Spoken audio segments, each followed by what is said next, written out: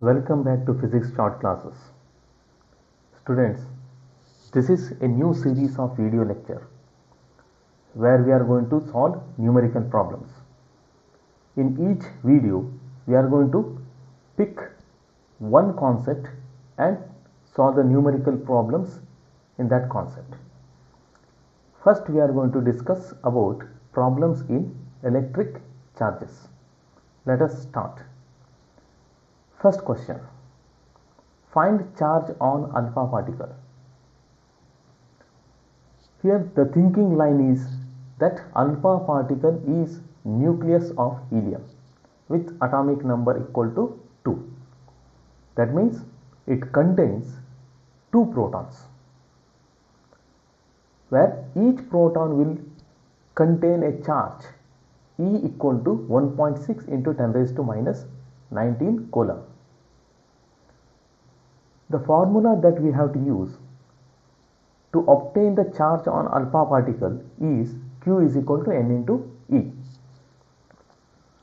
If we substitute the values of N equal to 2 and E equal to 1.6 into 10 raised to minus 19 coulomb, we will get the answer 3.2 into 10 raised to minus 19 coulomb. Now the second question. How many electrons are present in 1 coulomb of charge? Dear students, here we are given with the total amount of the charge, which is equal to Q equal to 1 coulomb. Charge contained by each electron equal to 1.6 into 10 raised to minus 19 coulomb. We know that charge is a quantized quantity, and any charge will be equal to integral multiple of E. So using the equation Q is equal to NE and rearranging it according to our situation, the total number of electrons present N is equal to Q divided by E.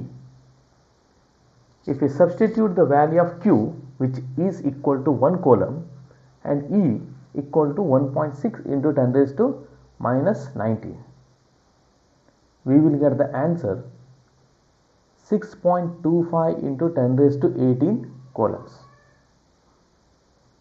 The next question is, a conductor has been given a charge of minus 3 coulomb by transferring electrons.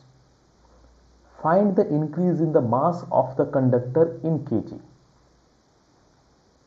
The given values are charge of the electron 1.6 into 10 raised to minus 19 coulomb, mass of the electron m subscript E is equal to 9.1 into 10 raised to minus 31 kg. Students, the thinking line to solve this problem is mass is always associated with charge.